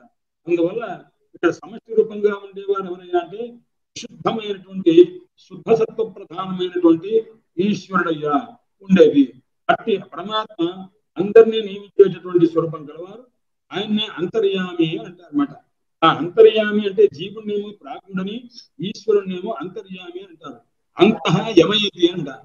అంతః అంటే లోపల నుండి యమయతి ఈ పని చేయరా అని చేయిస్తుంటారు అనమాట. అందువల్ల ఆయన అంతర్యామి అన్నాడు. ఆయన గురువు గారు ఒక్క నిమిషం సార్. గురువు గారు అయ్యా గురువు గారు కూడా అంటూ ఉంటారు. అయ్యా గురువు గారు మీరు కొంచెం బ్యాక్ నుంచి మాట్లాడండి సార్. ఆడియో సరిగ్గా రావట్లేదు, మీది వాయిస్ కరెక్ట్ గా రావట్లేదు. కొంచెం అట్టా వెనక్కి వాళ్ళతేనే కరెక్ట్ గా వినబడుతుంది. ముందు తింటే వినబట్టల్లా, మాట కట్ అవుతుంది. అట్టా పెట్టుకోండి. ఇప్పుడు బాగుందండి. నుంచి సరిగ్గా మనం సిలోన్ లాగా వస్తుందండి వాయిస్. వచ్చి కొంచెం తక్కువగా పెద్దగా అట్లా వస్తుంది. కొంచెం అట్ట వెనక వాళ్ళు మాట్లాడండి సార్, అప్పుడు బానే ఉంది. అలాగే సార్. కాబట్టి ఇక్కడ ఈ వ్యష్ట్యభిప్రాయం చేత ఏ విధంగా అయితే వృక్షములు అని, సమష్ట్యభిప్రాయం చేత వనమని ఏ విధంగా అన్నామో, అలాగే వ్యష్ట్యభిప్రాయం చేత అవిద్యలు అజ్ఞానములు అని బహువచనం, అదే సమష్ట్యభిప్రాయం చేత అజ్ఞానం అనేది ఒకటే అని ఈ రకంగా చెప్పబడుతున్నమాట. కాబట్టి ఇక్కడ వ్యష్టి ఎవరు, సమష్టి ఎవరు అంటే ఇంతకుముందే మనం అనుకున్నాం. సమష్టి అంతర్యామి అని పరమాత్మ. అంతర్యామి అనే దానికి వ్యుత్పత్తి ఏం చెప్తారంటే అంతః యమయతి. అంతః అంటే లోపల ఉండి మనల్ని, యమయతి అంటే నియమించేవాడు అని అంటారు. ఆయన అట్టి పరమాత్మ అనమాట. అందుచేత అదే సమష్టి వ్యష్ట్యభిప్రాయంలో అయితే వ్యష్టి అంటే ఎవరు అన్నాడు. నికృష్టోపాధి, ఆయన సర్వజ్ఞుడు, ఈశ్వరుడు, ఆయన సమష్టి స్వరూపము. మనం ఎవరయ్యా అన్నారు, నికృష్టమైనటువంటి ఉపాధి కలిగినటువంటి వాళ్ళు అనమాట. మలినసత్వ ప్రధానము, ఆయన శుద్ధ సత్వ ప్రధానమైన స్వరూపము ఈశ్వరునిది. జీవుడు ఎటువంటిది అన్నాడు, మలినసత్వ ప్రధానమైనటువంటిది. కాబట్టి ఆయన వ్యష్టి అనే వ్యపదేశం జీవులకు ఉన్నది.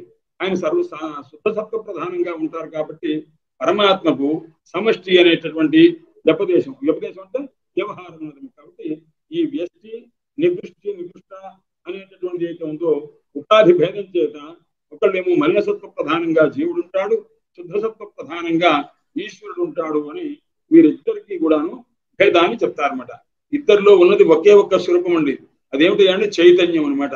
కాబట్టి శుద్ధ సత్వ ప్రధానమైన చైతన్యం ఈశ్వరుడు, మలినమైన సత్వ ప్రధానం కలిగినటువంటి వాడు జీవుడు. కాబట్టి ఈ మలినత్వము శుద్ధత్వము ఈ రెండు ఎప్పుడైతే విడిచిపెట్టామనుకోండి, అప్పుడు ఏమవుతుంది, చైతన్యం ఒక్కటే ఉంటుందన్నమాట.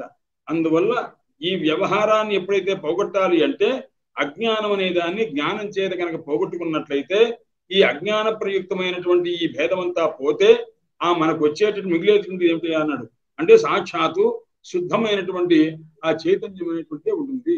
కాబట్టి ఈ ఆ ప్రాజ్ఞత్వం అస్పష్టోపాధితయ అనతి ప్రకాశకత్వాత్, శుద్ధమైనటువంటి ఈశ్వరుడు ప్రకాశిస్తుంటాడు.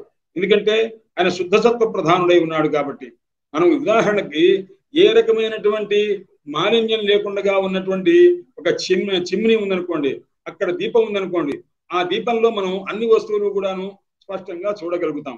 అదే మసిబారినటువంటి ఒక చిమ్నీతో ఉన్నటువంటి ఒక దీపం ఉందనుకోండి, దాంట్లో మీరు అంతా స్పష్టంగా తెలుసుకోవడం కుదురుతుందా? దాని యొక్క ఆ దీపకాంతిలో అది కుదరదు.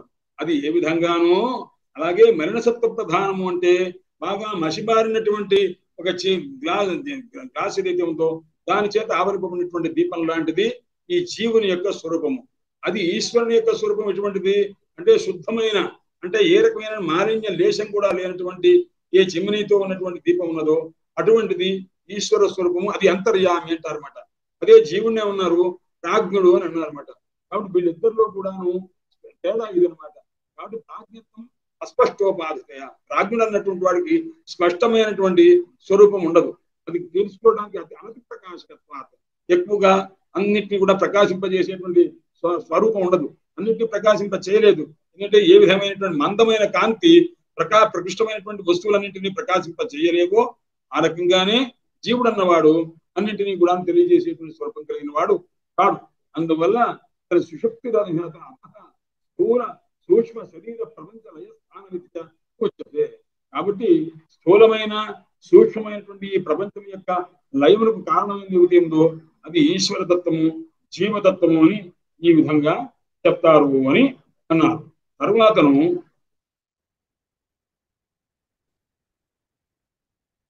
ఈశ్వరునకు ఇప్పుడు ఎక్కడి నుంచి వస్తున్నామంటేనండి, మనం అజ్ఞానం అంటే ఏమిటి, అధ్యారోపం అంటే ఏంటి, అపవాదం అంటే ఏమిటి చెప్పుకుంటూ వస్తున్నాం. అధ్యారోపం అంటే ఏం చెప్పాం మనం, భ్రమ అన్నారు. ఈ భ్రమ దేని వల్ల వస్తుందయ్యా అన్నాడు. అజ్ఞానం వల్ల వస్తుందయ్యా అన్నాడు. అజ్ఞానం అంటే ఎలా ఉంటుంది అని అన్నారు. అంటే అది వ్యష్టి సమష్టి అని అన్నారు. వ్యష్టి సమష్టి అన్నప్పుడు సమష్టి రూపంగా ఉన్నటువంటి విధానం ఏమిటి, వ్యష్టి అంటే ఏమిటి అన్నారు. అంటే అనేక రూపములుగా ఉన్నట్లయితే దాన్ని వ్యష్టి అంటారు. అనేక వ్యక్తులను ఆశ్రయించి ఉంటే ఆ అజ్ఞానాన్ని వ్యష్టి రూపమైన అజ్ఞానం అంటారు. అన్నిటికీ కూడా ఆశ్రయమైనది ఒకటే అవుతుంది కాబట్టి ఆ ఒక్కటిని సమష్టి అంటారని చెప్పి దానికి అనేక బహుళ ఉదాహరణలన్నీ చెప్పారన్నమాట. ఏ విధంగా అనేక వృక్షములన్నీ కలిపి వనం అనేది సమష్టి రూపంగా అవుతుంది, విడిగా ఉంటే అనేక వృక్షములు అవుతాయి. అనేక ఒక జలాశయం ఉందే దానిలో నుంచి వచ్చేటువంటి నీళ్లు, పక్క నుంచి వచ్చేటువంటి నీళ్ళన్నీ కూడాను అవంతా కూడా చిన్న చిన్న పిల్ల కాలువలుగా ఉంటవి. వాటికి ఆధారంగా ఉన్న జలాశయం ఉంటారు. జలాశయం రూపంగా ఉంటేనేమో సమష్టి, విడివిడిగా ఉంటే ఆ నాళాల్లో నుంచి వస్తేనేమో అది వ్యష్టి అనే విధంగా అయితే అంటారు అని ఇలాంటి ఉదాహరణలన్నీ చెప్పారన్నమాట. దీన్ని ఆ రకంగానే జీవనకు కూడాను ఉండేటువంటి అజ్ఞానం అనేటువంటిది నానాత్వం ఉన్నది, వస్తుతః అజ్ఞానం అనేది ఒక్కటే అని ఇలా చెప్పారు. అంటే జీవేశ్వరులకు సమష్టి వ్యష్టి రూపమైనటువంటి భేదం అనేటువంటి ఉంది. అయితే ఈశ్వరులకు శుద్ధసత్వ ప్రధానమని, జీవుడు మరణసత్వ ప్రధానమని ఈ రకంగా చెప్పారు. ఇలా చెప్తూ అలాగే జీవునకు ఈశ్వరునికి ఉండేటటువంటి ఆనందానుభవం ఎలా ఉంటుంది, జీవానందానుభవం ఎలా ఉంటుంది, ఈశ్వరుని యొక్క ఆనందానుభవం ఎలా ఉంటుంది, దాంట్లో ఉన్నటువంటి తేడా ఏమిటి, ఈ విషయం అంతా కూడా చెప్తున్నారు అన్నమాట. ఇప్పుడు హేతువు ఈశ్వర ప్రాజ్ఞవు చైతన్య ప్రదీప్తాభి అతి సూక్ష్మాభి అజ్ఞాన వృత్తి ఆనందం అనుభవత. ఈ ఇద్దరు కూడా ఈశ్వరుడు గాని జీవుడు గాని ఇద్దరు కూడాను చైతన్యం యొక్క విశేషాన్ని పురస్కరించుకొని వాళ్ళిద్దరు కూడాను ఆనందాన్ని అనుభవిస్తుంటారు. చూడండి, ఒకళ్ళకి సౌషుప్తానందము అంటుంటారు.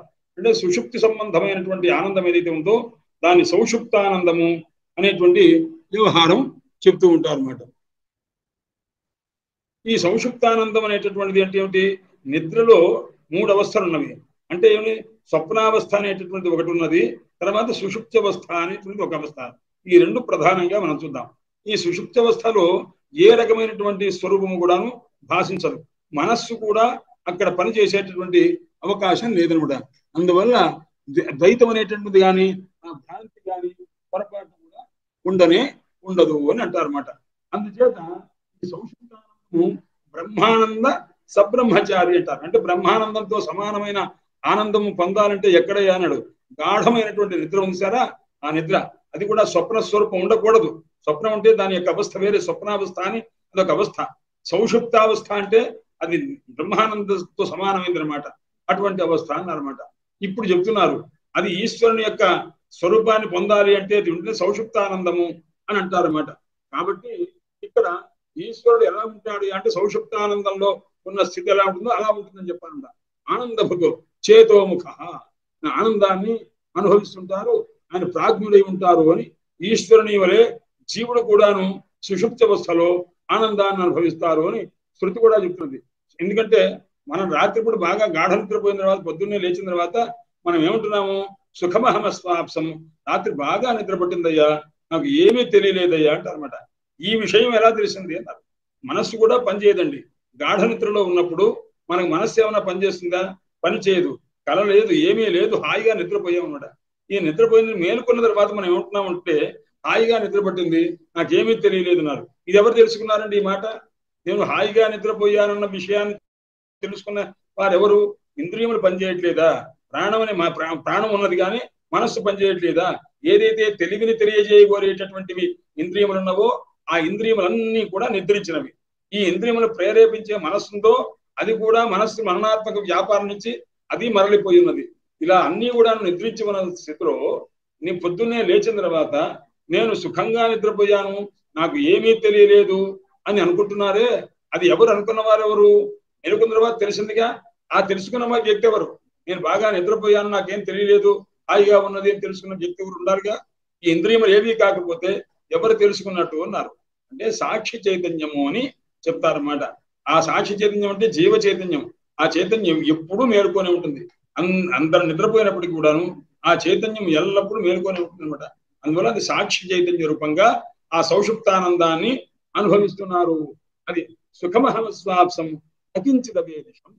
నేను సుఖంగా నిద్రపోయాను, ఏమీ తెలియలేదు అనేటటువంటి ఏదైతే ఉందో అది ఆ పరామర్శ, ఆ రకమైనటువంటి ఆలోచన ఏదైతే ఉందో అది కుదురుతున్నది. అందుచేత ఈ సమష్టి వ్యష్టి ఇద్దరికి కూడాను వనమునకు వృక్షమునకు తేడా వలె, అలాగే జలాశయమునకు జలానికి ఉన్నటువంటి తేడా వలె, అలాగే సమష్టికి వ్యష్టికి కూడా అభేదమేనయ్యా అని చెప్పన్నారు. అంటే ఈ రెంటికి తేడా ఏం లేదు. మీరు విడివిడిగా చూస్తే వృక్షాలు, కలిపి చూస్తే వనం అనమాట. అలాగే ఆ జీవులకు ఈ ఈశ్వరులకు ఇద్దరికి కూడా అంటే విడివిడిగా చూస్తే మైనసత్వ ప్రధానంగా చూస్తే అనేక మంది కనిపిస్తున్నారు, శుద్ధసత్వ ప్రధానంగా చూస్తే ఒకే ఒక ఈశ్వరతత్వమే ఉంటుంది అని అన్నారు అనమాట. అదే రకంగా ఏతదు రహితయోహో ఈశ్వర ప్రాజ్ఞయోర్పి వనవృక్షావచ్చిన ఆకాశయోరివ. ఇక్కడ కూడా అంతే. ఆ రకంగానే ఆ అంతఃకరణోపాధితో కూడుకున్నటువంటి ఈ రకమైన పరమాత్మ ఈ విధంగా అయితే ఉన్నారో, ఈయనేమో అంతర్యామి రూపంగా ఉన్నారు, ఆయనేమో ప్రాజ్ఞ రూపంగా ఉన్నారు. ఈ ఇద్దరికి కూడాను ఉపాధి భేదమే తప్ప ఆ ఉపాధి తీసేశారనుకోండి, తీసేస్తే అంటే ఘటంలో ఆ ఘటాన్ని తీసేస్తే అప్పుడు ఘటం పగలగొట్టేసామనుకోండి, ఒక గదిలో పగలగొట్టేస్తే ఈ ఘటంలో ఉన్న ఖాళీ అంతా ఏమైపోయిందండి అన్నారు. ఆ గదిలో కలిసిపోయిందండి అన్నారు. ఆ గది పగలగొట్టేశారనుకోండి, గది పగలగొట్టేస్తే ఏమైపోతుంది? ఆ గదిలో ఉన్న ఖాళీ అంతా ఏమైపోయింది అన్నాడు, మహాకాశంలో కలిసిపోయిందండి అన్నారు. అలాగే జీవుని యొక్క స్వరూపంలో ఉన్నటువంటి దాన్ని ఎప్పుడైతే ఉపాధిని కాస్త విడగొట్టేస్తే ఏమైపోతుంది అన్నాడు, ఆ ఈశ్వరుని తోటి తేడా లేకుండా ఉండిపోతుంది. మలినసత్వ ప్రధానమైనటువంటి అంతఃకరణ ఏదైతే ఉందో ఈ మలినసత్వాన్ని కాస్త తీసేస్తే అప్పుడు ఏమవుతుంది? మాలిన్యం పోతే అది శుద్ధసత్వంలో చేరిపోతుందిగా. ఆ రకంగా జీవేశ్వర ఐక్యం అనేటటువంటిదే ఇక్కడ చెప్పబడుతుంది అని చెప్పి, అలాగే బింబ ప్రతిబింబ భావముని బింబ ఆకాశయోనివ అభేదయేవ సర్వేశ్వర ఇత్యాది శృతే. చివరికి చూడండి, అంతా ఈ ఉపాధి అంతా కూడా పోతే, జీవుని యొక్క భేదభావం అంతా పోతే మిగిలేది ఏమిటయ్యాడు? ఈశ్వరునితోటి ఐక్యమే తప్ప అంతకంటే ఏం లేదు. అందుకోసమే ఉపనిషత్తు ఏష సర్వేశ్వర, ఈ అజ్ఞానం పోయిన తర్వాత ఈ మరణసత్వాదులంతా పోగొట్టుకున్న తర్వాత వీడి జీవుడు ఏమవుతాడు? ఏష సర్వేశ్వర, ఈయన పరమాత్మనయ్యా అన్నారు. అంటే అందులో కలిసిపోయారు అని చెప్పనమాట. కాబట్టి ఆ ఈశ్వరునకు ఈ జీవునకు తేడా లేదనమాట. ఈ వృక్షము విడిగా వృక్షం అనుకుంటున్నారు. ఇలా కాకుండా ఇది మొత్తం కలిపి ఏమంటారయ్యా అన్నారు. ఈ మొత్తం కలిపి వనం అంటారండి అని అన్నారు అనమాట. ఈ విడివిడిగా వృక్షంగా చెప్పకుండా ఈ మొత్తాన్ని కలిపి ఏమంటారండి అంటే వనం అన్నట్టుగా అనమాట. అలాగే జీవుని విడివిడిగా చెప్పకుండా ఇది మొత్తం కలిపి ఏ స్వరూపం అయ్యా అన్నారు, సమష్టి స్వరూపము అని అన్నారు అనమాట. ఆ సమష్టి ఎవరయ్యా అంటే పరమాత్మ అని చెప్పారన్నమాట. అని ఈ విధంగా అయితే ఈ ఈశ్వరునకు ప్రాజ్ఞులకు ఉండేటటువంటి ఆనందానుభవం కూడా విశేషంగా ఉంటుంది అని చెప్పి ఇంత మటుకు ఒక ప్రకరణం ఆపాము. మళ్ళీ వారంలో మళ్ళీ ఒక ప్రకరణం చూసుకుందామండి.